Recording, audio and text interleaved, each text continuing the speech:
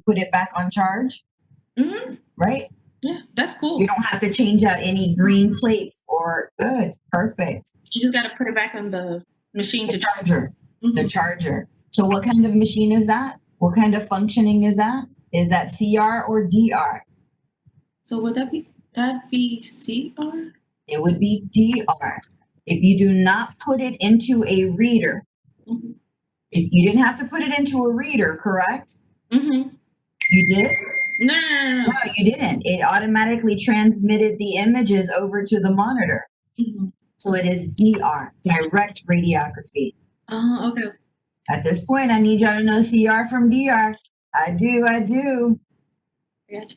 And then she Good. showed me how to filter like the patient. So just find their name on the thing and then the KVP and the mask.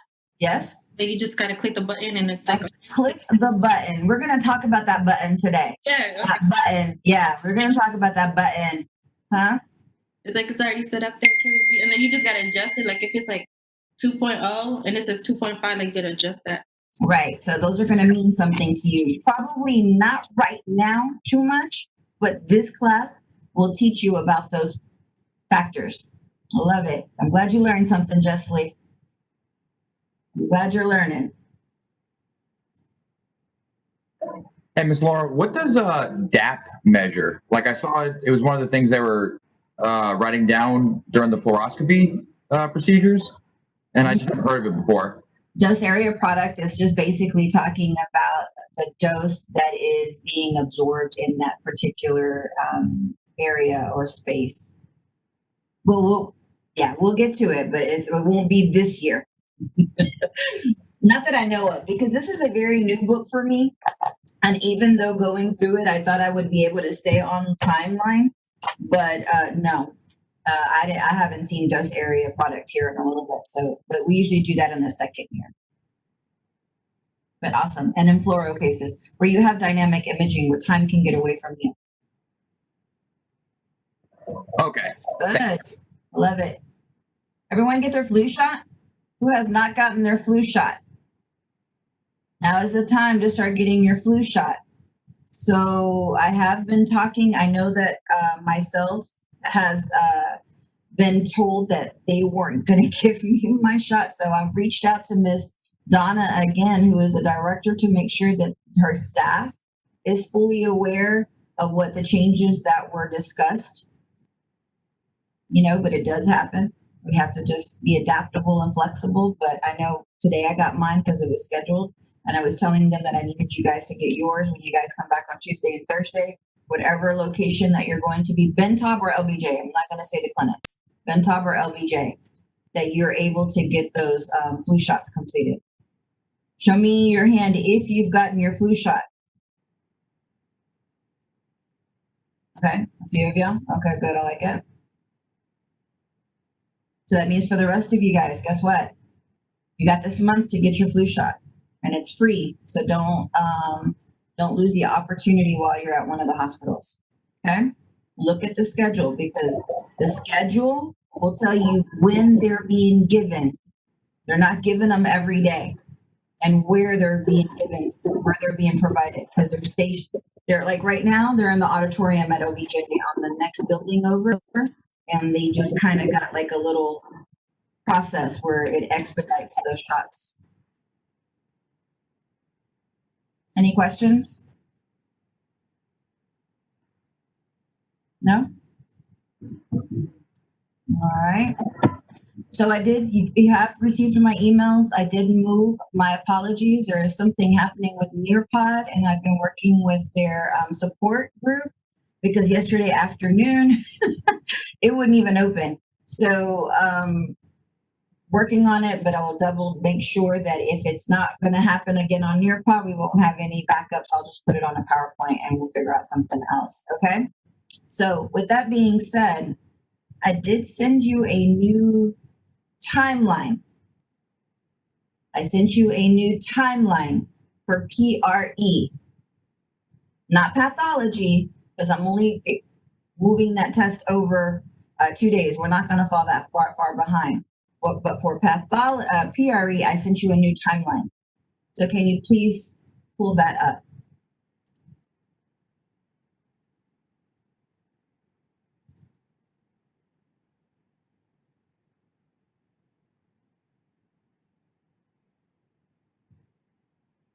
So the changes that are going to happen on 10-9, next Friday, we're going to have your PRE exam over this chapter next Friday. You're originally going to have it on Monday. We are not finished. We are not finished. And I want to have the opportunity to make it a bit thorough than to just give you a test where I know that some of you will still struggle. Got it? Although it's your accountability to read ahead. It is your accountability to read ahead. I'll say that again. Do not wait for me to lecture to learn this material. Okay? It is your responsibility to read ahead and ask the questions that you need clarification on. Yes? Everyone understand that? Perfect. So, what has happened from this timeline to the last timeline that I sent you? We will not have chapter 9. We will not. I wasn't going to test you over all of chapter 9 anyways. We were only going to cover certain sections. So I had only put that in there for flexibility. So you will be void of one exam. So instead of 6 exams, you will have 5 exams. Instead of 6 exams, you will have 5 exams and a final. And so that has opened up our timeline to spend a little bit more days within the chapter that we need to cover. So we've done 1, 5, 6, 7, and we'll finish out with 8. Okay.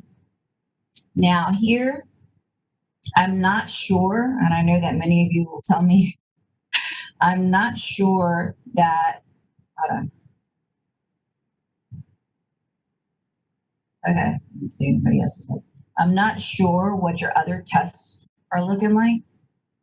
If it's, I know some faculty like to give you a test before the holiday. Some faculty will give you the test after the holiday. I'm flexible. I don't really care if it's before or it's after. I don't care because I built in an extra day there.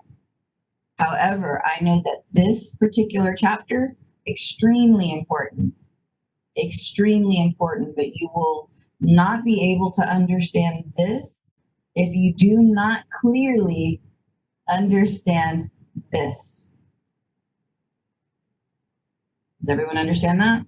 It's going to continue to build. And as you're reading, you're starting to see some circuit words, voltage words, generator words. I'm not putting a lot of emphasis on that just yet because we will tie it all in together in your physics after we've gone through PRE fundamentals, PRE advanced, and then physics, and we'll tie it all in together. I'm pretty confident that we can get that done. Okay?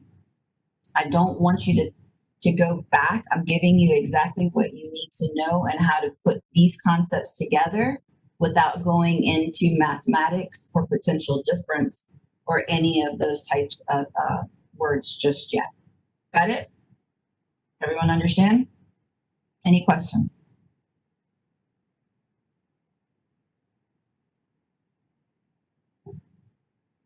Happy Friday, everyone. What a week it's been, right? This is pretty routine for us. So remember when I said it was going to come quick, come fast, come hard? Has it? Is it? Did I lie? I may be forgetful, but I don't lie. That's for sure. Okay.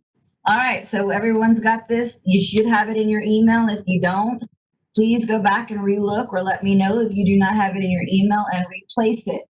So this is your new timeline. Got it? Yep. All right. So where did we leave off?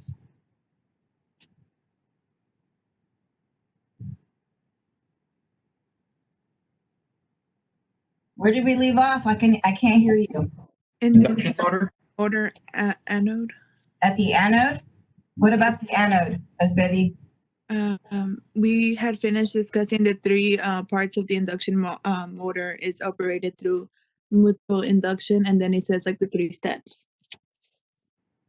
Like Right. the first, yes. So what is mutual induction? Go ahead, somebody else. What is electromagnetic induction? It's like when the electromagnetic fields that are generated by the stators are able to mutually induce the rotor to turn. And so where, you call it stator, I call it stator, but where is the stator located? Outside the tube. Outside of the envelope or the X-ray tube. So when we think about the X-ray tube and we think about the construct of the X-ray tube, the stators are going to be a part of the X-ray tube. However, the stators stay outside of the envelope. Does everyone understand that? The stator's responsibility is to do what again, doing? Sorry, can you repeat again? Hold on.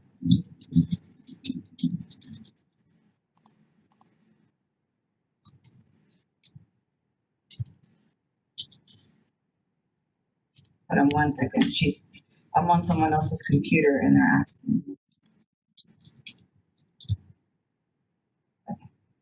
Doing what does the stator move? What does the stator do again? What's the purpose of the stators? Okay, the stator, like they're gonna use the electromagnet, and then it's gonna be the stator outside the envelope, and then it's gonna help the rotor, like The rotor. and the iron from the rotor is gonna be like attached to. It's not gonna stick like together. Mhm. The side separate, but like it's gonna help the irons like move and It's inside. going to have the rotor spin. Yeah. What is the rotor spinning, Amy? That is so important to us.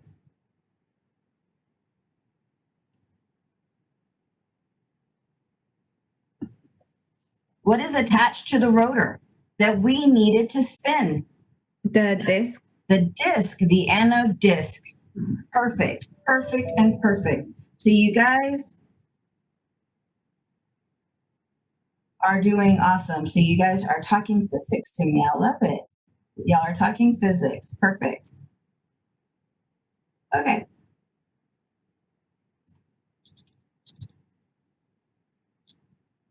Okay. All right. So moving on.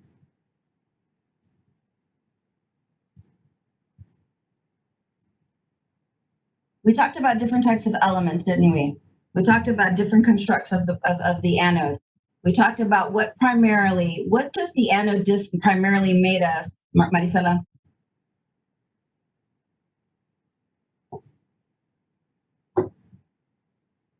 Tungsten. Tungsten, that's going to be the focal track. Now remember, there's different parts, right? So if we think about it, if this is our entire head, right? We have different parts of our head. We have the disc, which will probably our face, okay? If we put a ring around our face, that'll be the focal track. Because if our face is going to spin, there is going to be a track that is formed. That is going to be tungsten. Only the focal track on the anode is made of tungsten with what, Sharon?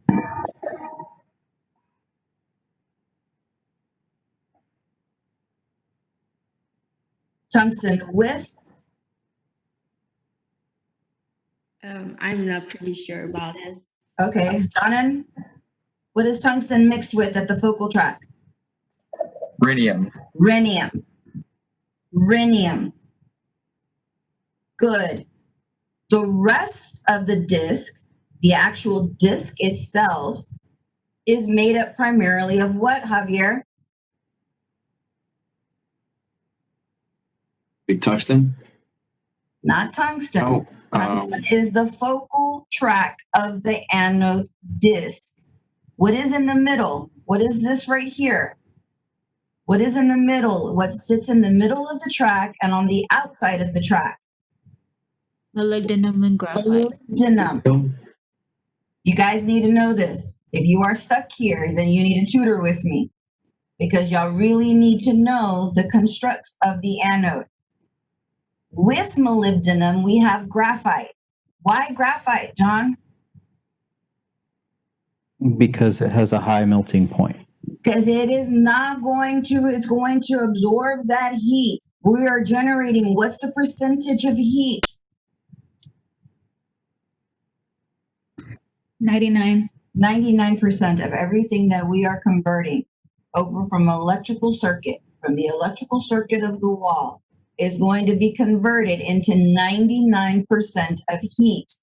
So the focal track's purpose is to have a collision of electrons that are going to be flowing over. Only at the focal track, which is made of tungsten and rhenium. Primarily tungsten with a mixture of rhenium. The rest of the disc is molybdenum. The base of the disc is going to be graphite. What is the rotor made up of, Aurora?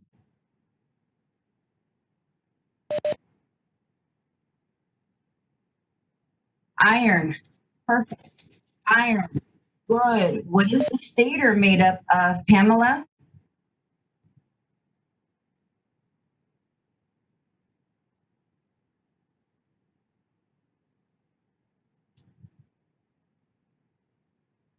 I can't hear you.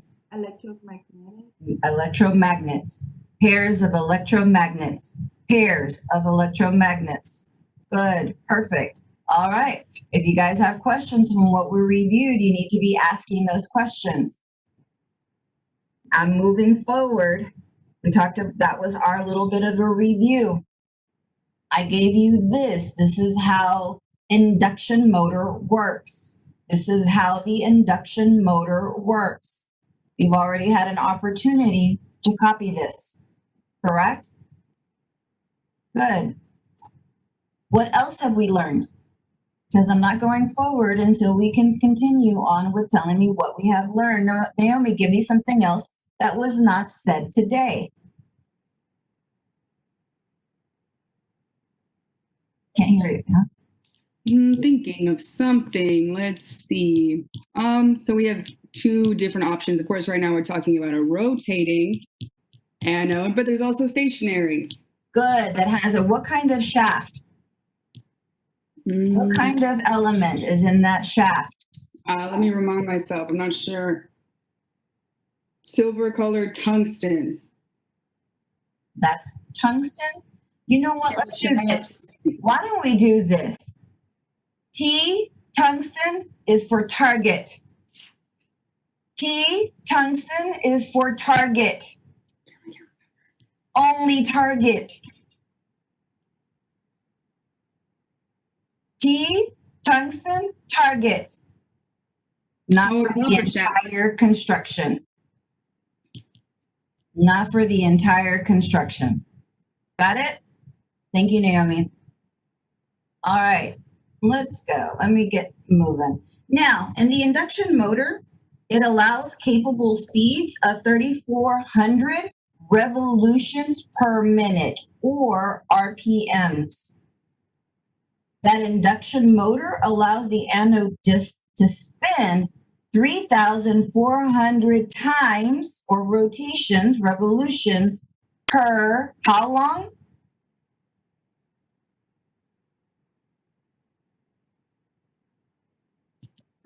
Per minute. Per minute. 3,400 RPMs for a regular X-ray tube. A specialty tube can rotate up to 10,000 RPMs.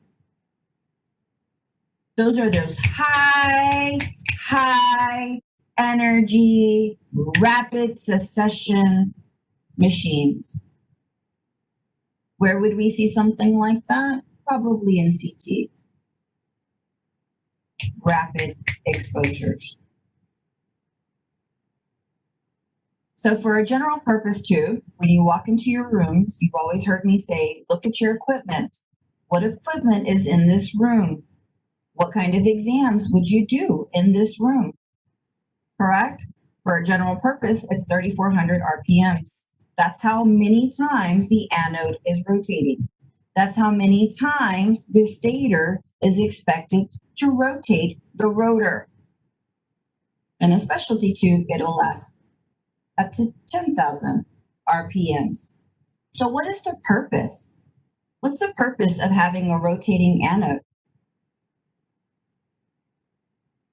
What, Ruth? To spread the heat Spread the heat. for Instead X-ray. of saying spread the love, we are spreading the heat. Absolutely correct. This is why we need a spinning anode so that we can spread the heat. Where is the heat going to go to, Jaleisha? Isn't it to the oil that allows to dissipate? Or Thank you. You have just made me so happy today. Yes, we talked about oil. All of the different things that we talked about on the X-ray envelope, the glass, the oil of the protective housing, everything that is there for heat, that's where that heat is going. So I found this image and I thought it was very good. Here we have the X-ray tube. We have the stator positioned around the X-ray tube through the rotor, right? The rotor is attached to the anode disc. We know on the anode disc, there is a focal track. Jolie, what is the focal track made up of again? If it kills me, I'm going to get you to remember this. If it kills me. Jolie, what is the focal track made of? Is it made of those things? Yep, thank you. Thank you. And? Is that too much to, and what? Jolie. I forgot. Sorry. Rhenium. Tungsten with the splash of rhenium. Please don't forget that. Okay? Please don't. All right.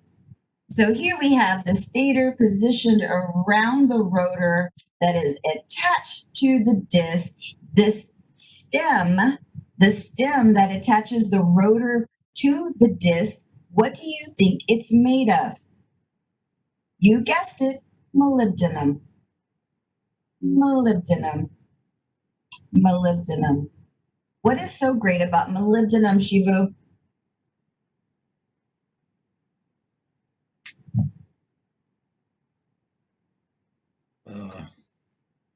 It does not have hot.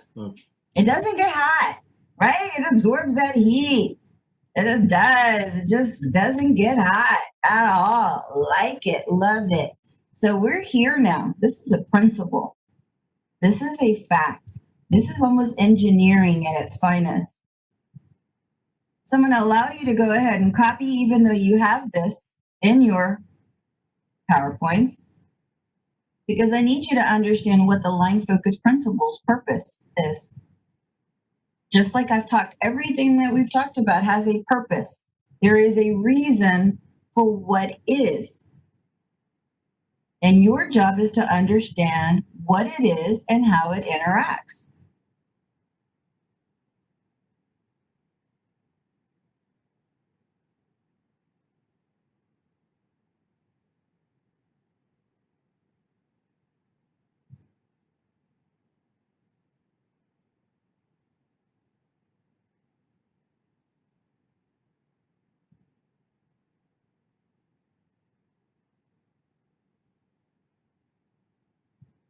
Okay.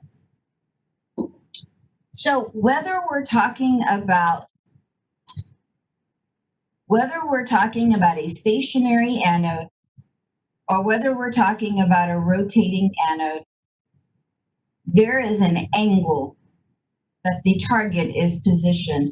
On the stationary, you can see this angle of the target, right? It's slanted down. Does everyone see that? Yes, perfect. Here on the anode, it is also slanted down. There is a purpose for that tilt or slant of the focal track. We call that the line focus principle. The line focus principle states by angling the face, remember I said face, of the anode target. What kind of target do we have on the rotating anode? What kind of target do we have? Tracy, what kind of target do we have? The actual focal spot. Nope, not yet. Nope, Rotating. nope, not yet. What kind of target do we have on the face of the anode disc?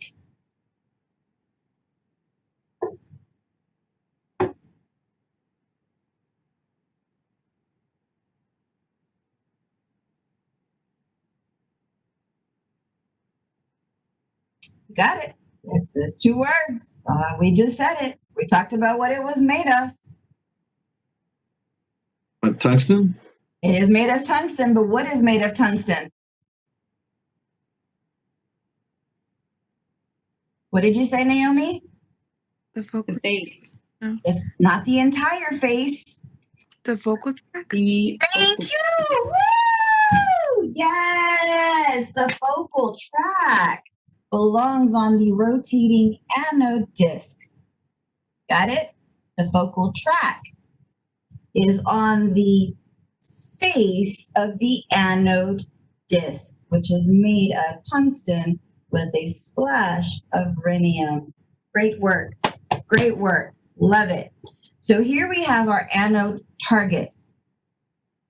At the anode target, there is a tilt. The tilt is there for a reason. The line focus principle tells us by angling the anode target, whether it's stationary or rotating, a large actual focal spot size can be maintained and a small effective focal spot size can be created.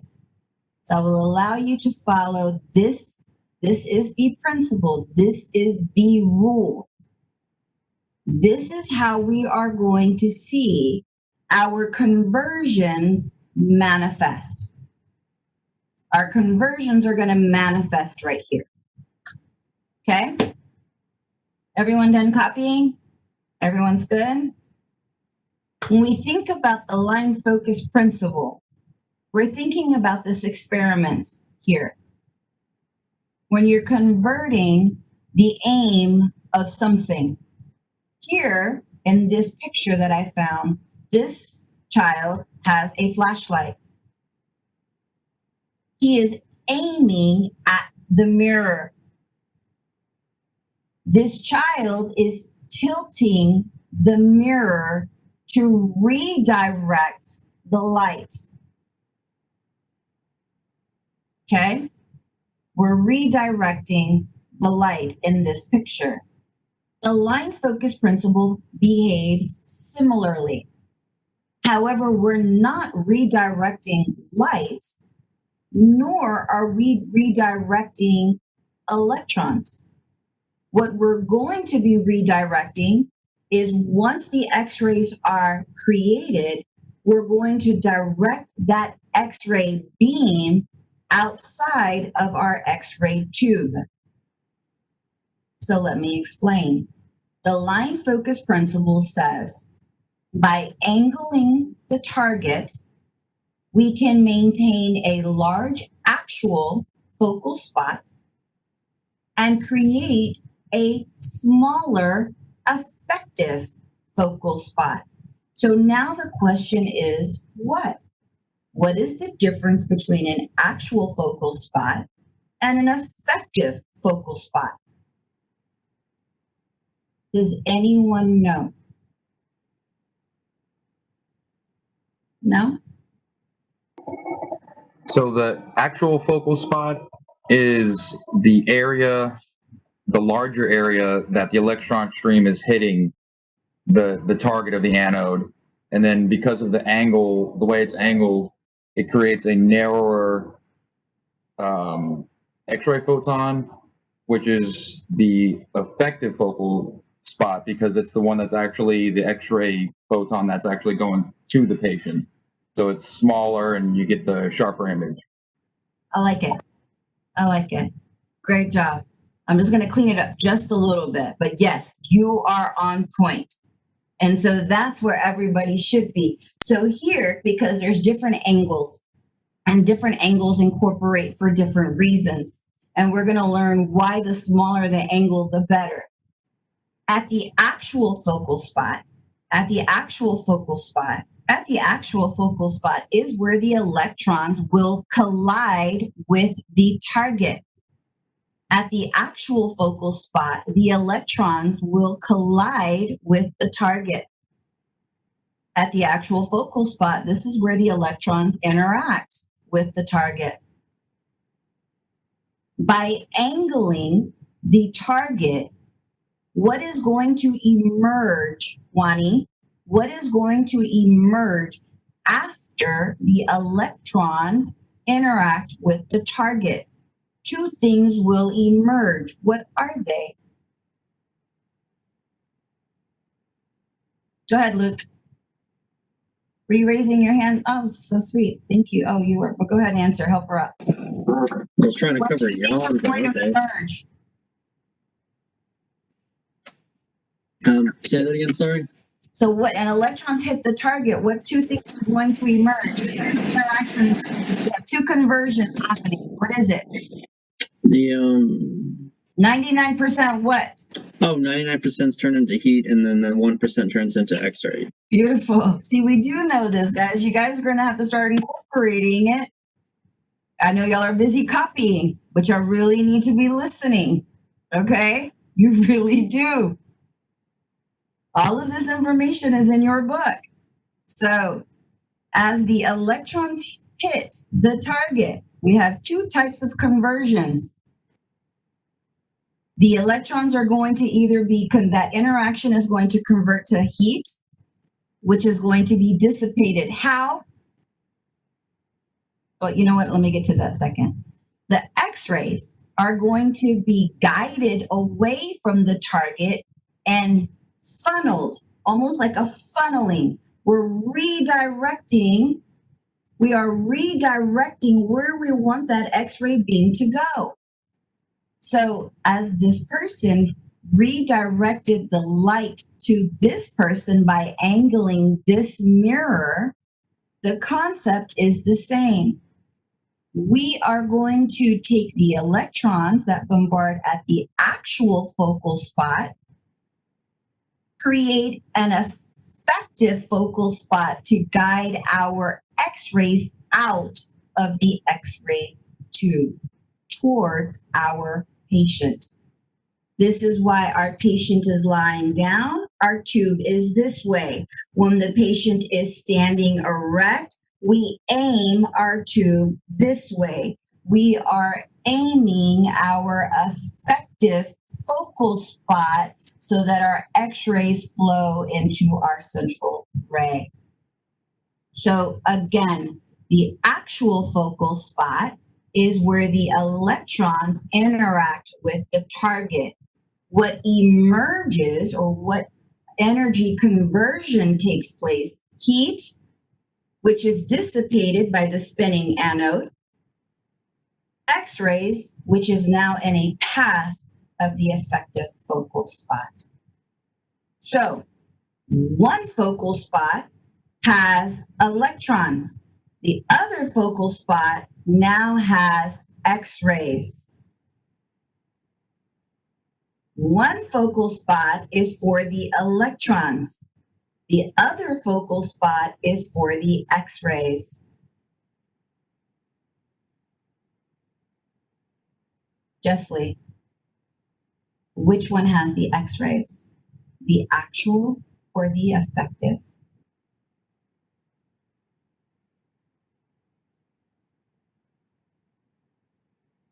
Okay, I'm reading your lips. I think you said, but I want to hear you. The actual.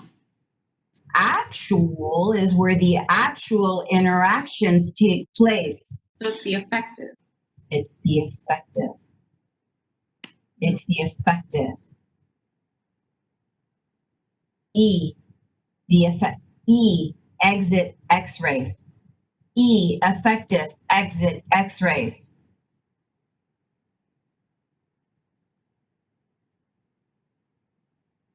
It's getting deeper, guys. Put on your rain boots. We're about to go deeper.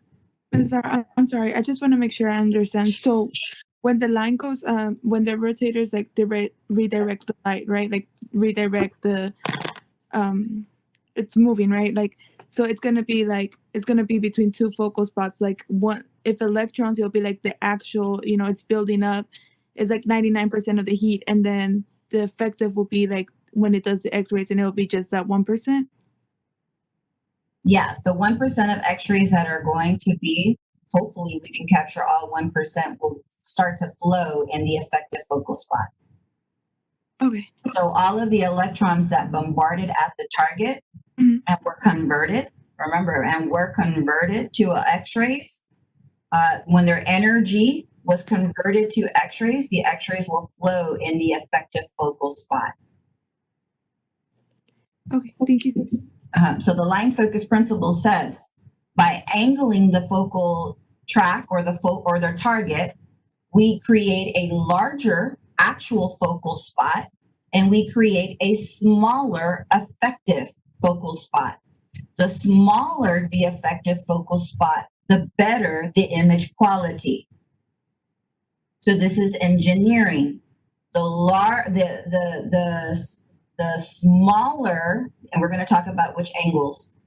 So a larger angle, the larger the effective focal spot. The smaller the angle, the smaller the effective focal spot. But if you notice, we have the same actual focal spot. So the area that the electrons bombard on the target is considered the actual focal spot. What emerges in X-ray is in the effective focal spot. The smaller, the better. The smaller, the better. Why is it better? It's going to contribute to better image quality.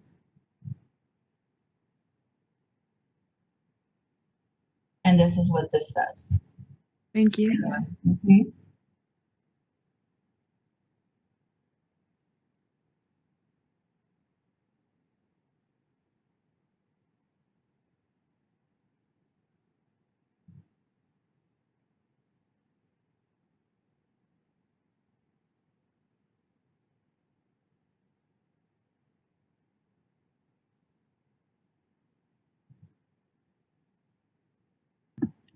Miss Laura, I'm just trying to put things together. I don't know if it goes in relation to it. So this is how it goes back to the collimation. Not yet. Not yet. Okay. Collimation is going to take, so if my tube, if this is my effective focal spot, right? This is all coming out of my X-ray tube, right? If I move it back, my beam is going to diverge wide. Collimation is just taking that beam and making it smaller as it exits the shutters. I see where you're going with it, but right now we are talking about how do we get X-rays, and now we're getting them to come out of the tube. We're going to put it all together, but right now I need you to know these words: actual and effective. How are they different? Electrons are not X-rays. Electrons have a negative charge. X-rays have no charge, no weight, no mass, no nothing. They are bundles of energy. So which one has X-rays in its spot? Effective. Effective focal spot. Thank you. All right, so this is in your chapter. But look, I have a nice star here. I like stars, pretty stars. You know me, I like stars and I like critical concepts because this book is full of critical concepts. So, in this star relation says the smaller the effective focal spot, the sharper the image will be. So we are wanting to have a small effective focal spot. We want a small effective focal spot. We want a large actual focal spot because what happens at the actual focal spot again, son? Son, what happens at the actual focal spot?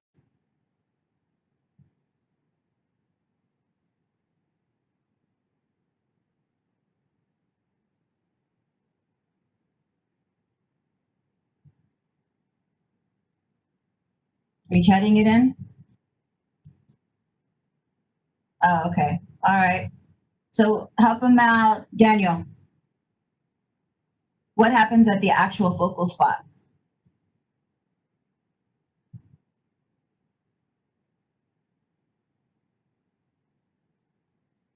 I can't hear you, Daniel. The area's been bombarded with Yes, thank you so much. With electrons. electrons. Electrons. We're going to put it all together so that it makes sense to you. Beautiful. So a small effective focal spot is what I desire. What you desire, with all of the imaging society desires. However, we want to have enough electrons to come over so we can have, remember, because this is so inefficient. We're generating the conversion of those electrons coming over, bombarding the target makes 99% heat. We don't heat. We want more X-rays. And so we want to make sure we have a big enough space that we allow to get those X-rays. Make sense? Well, then we want to funnel those X-rays into a nice, tight, small area. Got it? Yes? So that is called the line focus principle. The line focus principle, by angling the face of the anode target, will create a large actual focal spot and a small effective focal spot. Make sense? So this is a principle. Any questions before we get into the anode heel effect? So is it safe to say that with the larger actual focal spot, you get more electrons hitting it, so you get more X-rays produced while also having more area to spread the heat out? Yes, absolutely. Yes, that is absolutely correct. Because if we can utilize the entire width of the target, the entire width of the tungsten target, that's best, so that we can get all those conversions to go. And if there's any conversions of X-rays outside of the target, they won't ever make their way into the effective focal spot. That is going to be leakage radiation. Make sense? Good. We want less leakage and more effective.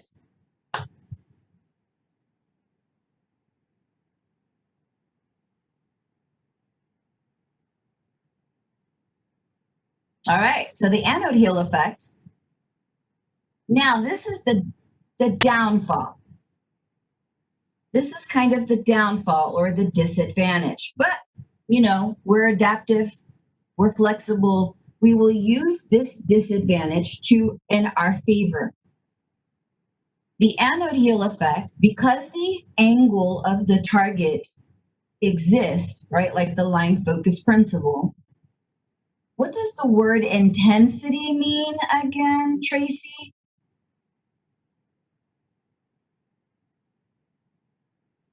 Unmute for me, please.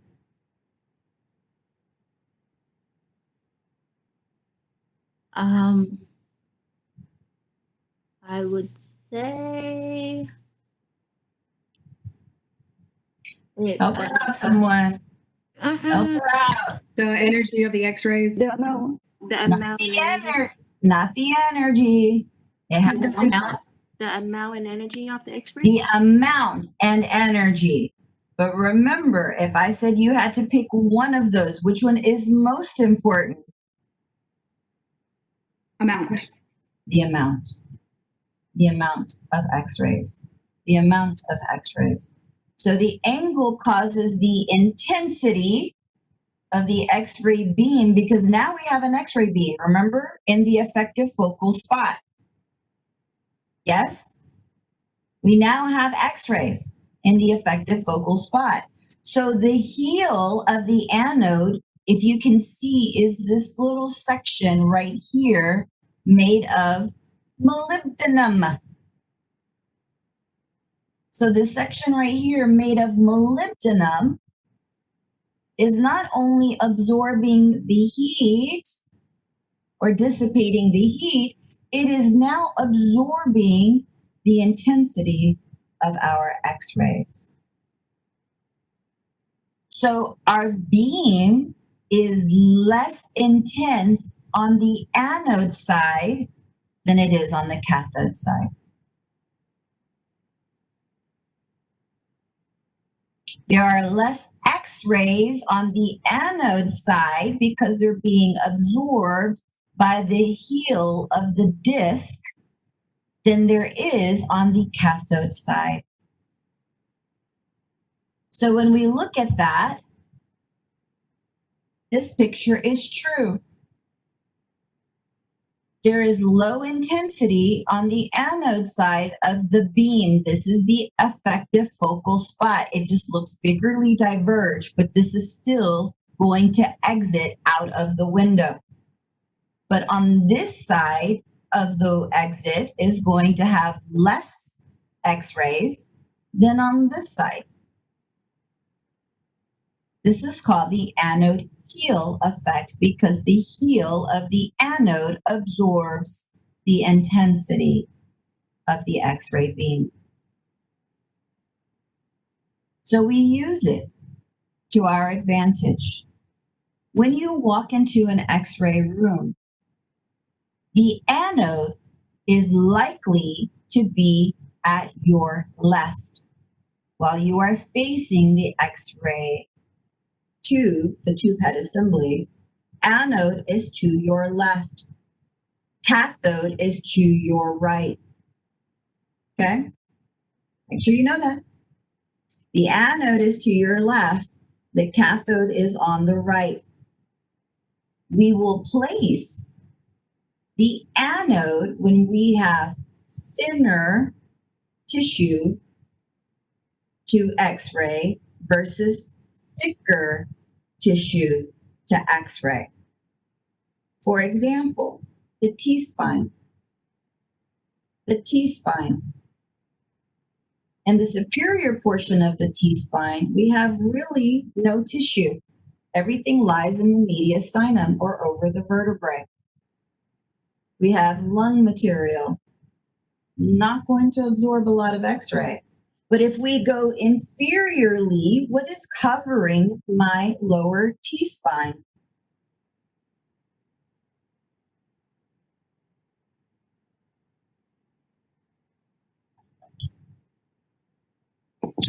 Abdominal organ? Abdominal organs? Not yet. Not I'm a little, but you're close. Diaphragm is good. I like it. Diaphragm. What sits above the diaphragm over your T-spine?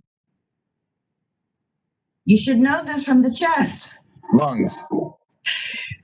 Is it the lungs? The lungs are out here. The heart? What is Hearts.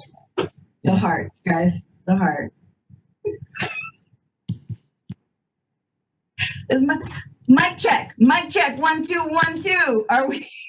I know it's been a long week. I'm with you, people. I am with it. Okay. So when we want to penetrate the heart or tissue more, but we don't want to over penetrate areas that are not superimposed with thick tissues, we will utilize the anode heel effect. We will place the anode over the thinner side and the cathode over the thicker side. Why? Because we have a higher intensity on the cathode side than we have on the anode side. This is why it's important. Your anode's to your left and your cathode is to your right.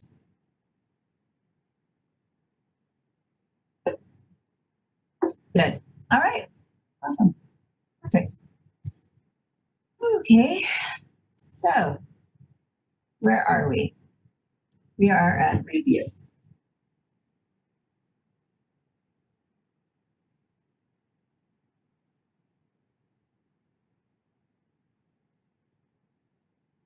Okay, so let's do this. Why don't you ask your questions before we move on into the cafe?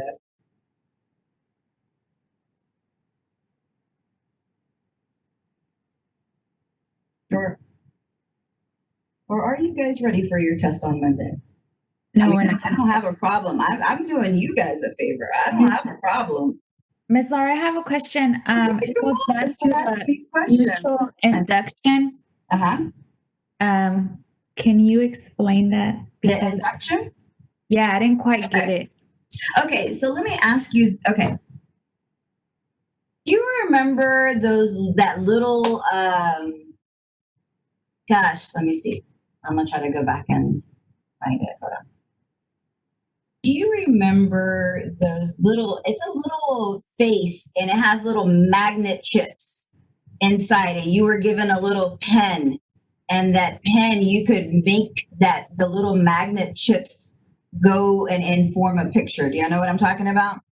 Let me see what it's called. Etch-a-Sketch? Is that what Etch-a-Sketch used? Okay, hold on. I don't know what's happening. Okay. Let me see.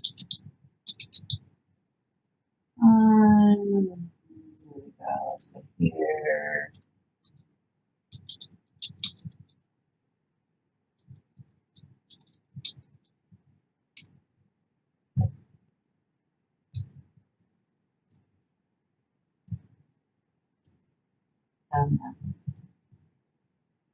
Okay, so I'm gonna try copying this.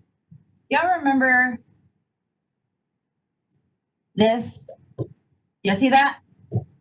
Right? How did we get those magnets to move, Amy? There's another magnet on the pen. Right, so there is a magnet on the pen, and these are little chips of iron, aren't they? Yes. Right. So the iron chips are attracted to the pen.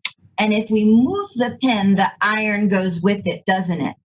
Yes. So we were able to make all of these different designs on this. Okay? It follows the same concept. Now, what happens? So the iron follows the magnet anywhere you go, right?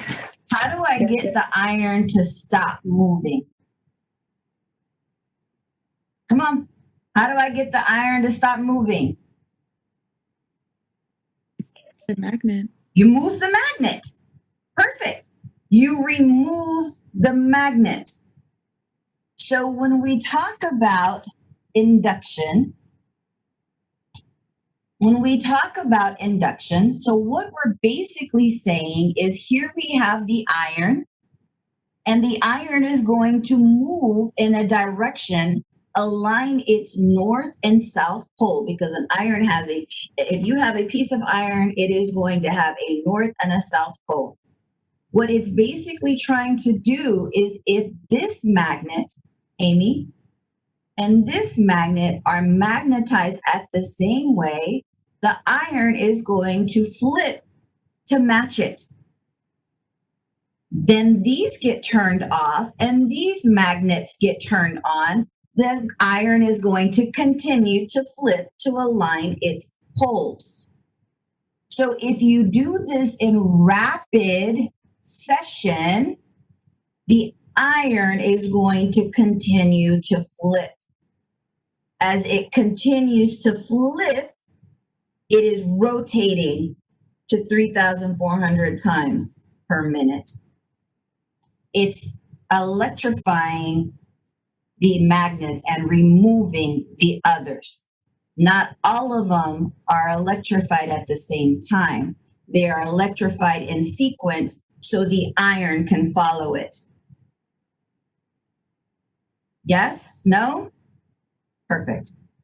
Good. My little magnet face helped you. I know, right? I know it. I know it was the magnet face. What else? Jaleisha, you with me? What other questions I have before I move on to the cathode? So in the book, when it was talking about the anode heel effect, it was saying that so the intensity is lower, and then it says like the anode side, it's the image is lighter. So is that just because they're not strong enough to penetrate the skin, and they're just going to get When you lose your army, only so much is strong, right? So if you have an army, let's just say you have an army and all of the army soldiers are different strengths, because they're going to be different strengths. Not all of the x-rays will possess the same energy, and we're going to talk why in the next chapter. So if you have all of these x-rays and they're all at different energy levels, okay? If you lose a lot of them, then you're only left with so much energy. So chances are this energy is not going to be useful in thick, strong, or dense areas. It'll likely get more absorbed in the patient instead of going all the way through. Okay? So if you lose half of your soldiers, just that side becomes weaker because they've been absorbed at the heel. And that's why it's called the anode heel effect. Because of the heel of the anode, there is an effect of less intensity on that side of the X-ray beam. Great questions. I'm loving them. Bring them. Come on. Because this is telling me we're stuck some places. I have a question about anode heel. For example, we're doing like finger, so the cathode side is gonna be left side, you said. So how is gonna affect the cathode is on the right side. The side? anode is on the left side. So the intensity is gonna be the same for example, for hand, because the thickness is the same thing. Not really. If you think about it, you have less thickness here and you have thicker here. It's not a big difference, but you don't. This is thinner, right? Versus your palm of your hand, it's thicker.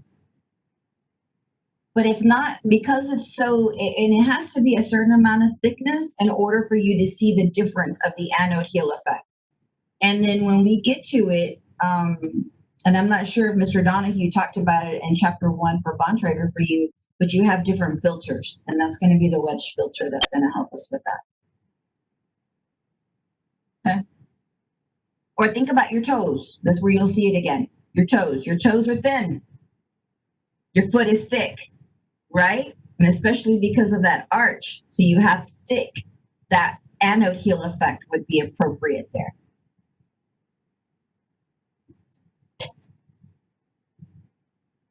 Good questions. Anything else? I know you have them.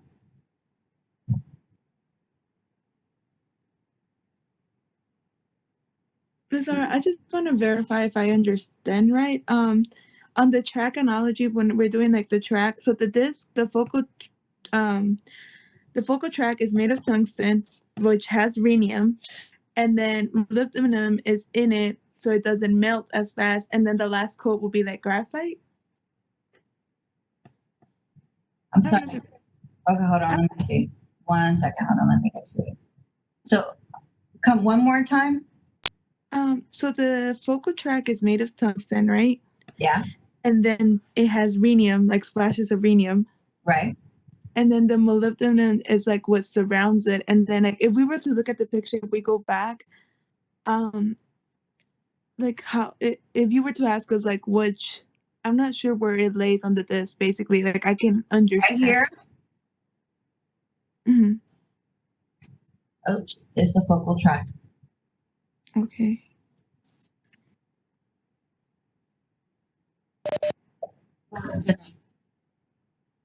The slanted part is the focal track because it is the target. The entire, okay, so we're going to get there. So molybdenum.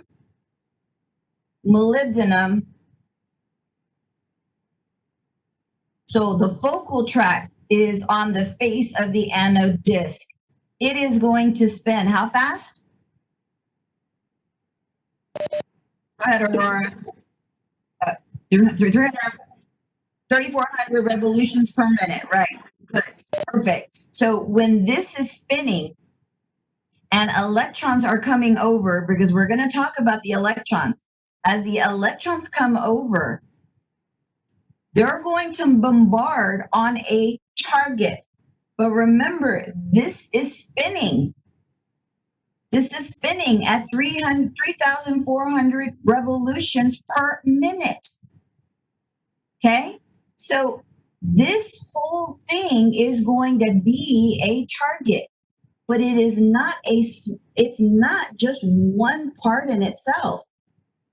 Electrons are going to flow over and they're going to keep hitting, but this is still spinning at the same time. So this entire section where the electron stream is going to be considered the actual focal spot. Because at that spot of the focal track is where the interaction is going to go. It doesn't stop spinning, it keeps spinning, right? I wish you know what? Hold on, let me go. Oh, so sorry.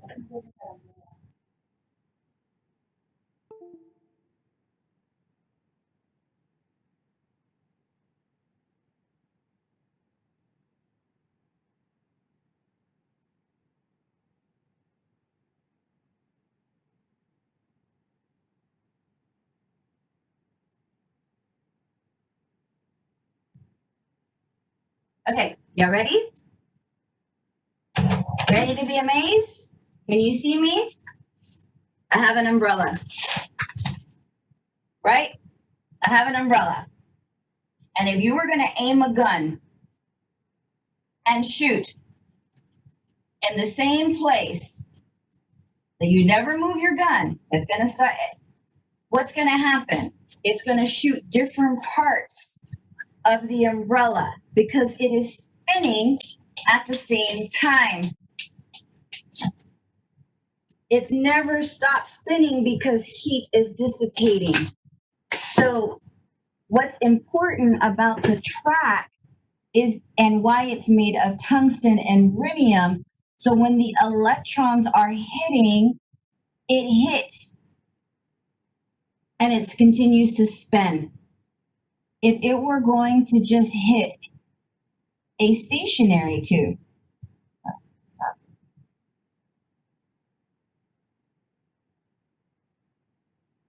if it was going to hit a stationary tube like this one,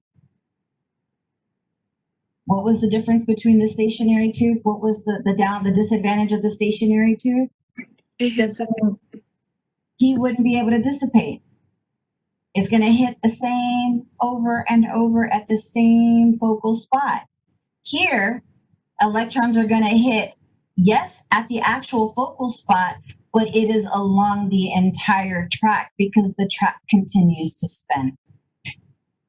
I hope that is making sense. But if you take your umbrella and you point, you know what I mean? You'll understand why it's important to have a focal track and made of tungsten plus rhenium, because you're going to have interactions happen but along. And I'll continue to explain it a little bit more. So I hope that explained it. I don't know. I got the umbrella for a reason. What other questions before we move on into cathode? Are you guys okay with the line focus principle? Yeah? Okay. The anode Hill effect? Why the anode Hill effect exists? Why does the anode Hill effect exist? Stephanie? It's to to differentiate the low intensity and the high intensity. It's going to happen that we don't want low intensity. You're right. Thank you. We don't want low intensity, but because we want to be able to have because we want the ability to save and dissipate that heat, we have to have a molybdenum base. We can't reconstruct this anode that it does not have molybdenum. Does that make sense? So we're going to have this heel because this molybdenum heel is supporting our focal tract. Okay? So, cathode. Are there any other questions? I see people with their eyes closed. I guess you're ready for me to start calling on people. Come on, we can't waste time. This is an important subject. Cathode is the negative end of the tube.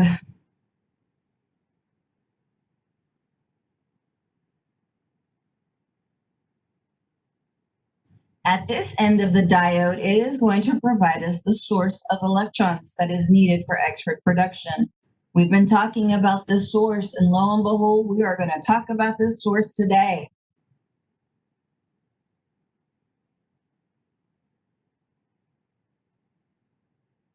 So the cathode provides us our source of electrons. We're going to see these elements: tungsten, thorium, thorium, thorium, and we're going to see nickel.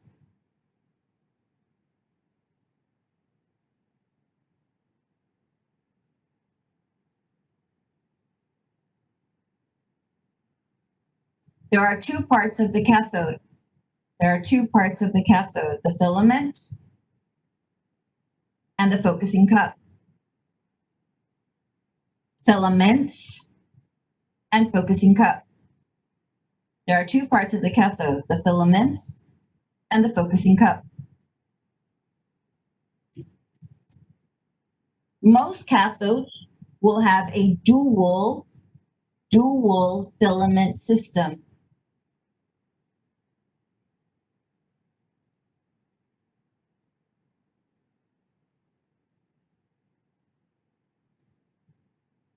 Most tubes will have a dual filament system or a dual focusing cup.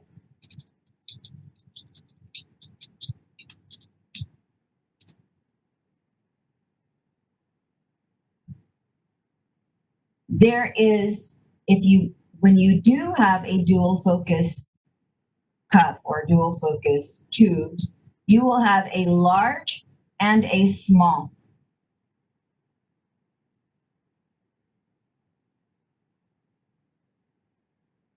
A large and a small.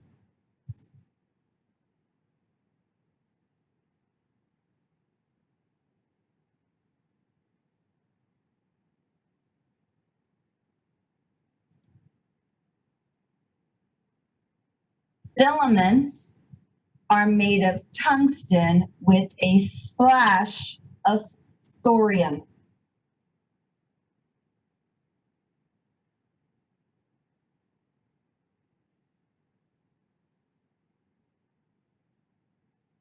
Filaments are made of tungsten with a splash of thorium. There is a large and there is a small. There is a large and there is a small. They're constructed out of thorium, mostly tungsten. Tungsten with a mixture of thorium.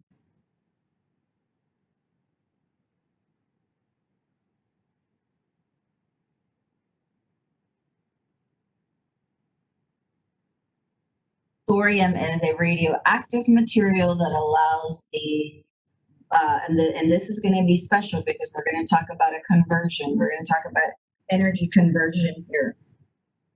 So thorium is added so that it can withstand the high melting points, complement the tungsten. The filament resides inside of the X-ray tube. So these are parts of the X-ray tube. You have the anode, right? What sits inside of the glass envelope or metal envelope. You have the rotor, you have the anode disc. And on the cathode side, you have the filament and the focusing cup. You can have two filaments, either a large or a small. Both. You have a large and a small. The focusing cup is made out of nickel.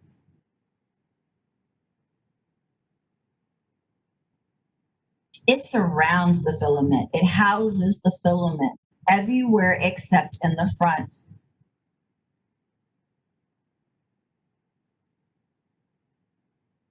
So the focusing cup is made out of nickel. It will hold a negative charge.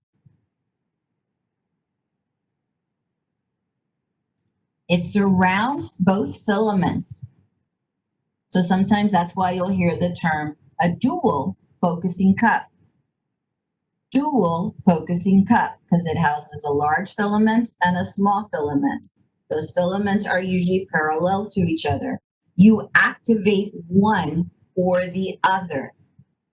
The large filament is activated when you're using a 14 by 17, 11 by 14, that size. The small filament is activated when you're imaging small items like the finger, the hand, 8 by 10. The large filament is for large objectives. The small filament is for small objectives.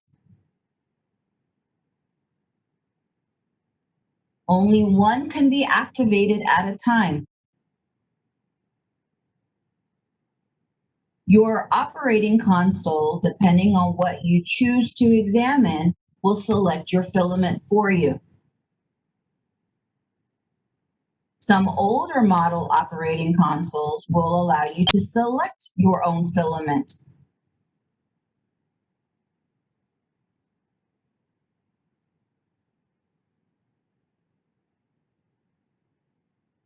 Good. So I see some words in there that are highlighted in different colors because we're about to talk about another interaction. We're about to talk about another interaction. But they need you, Aurora. They need you.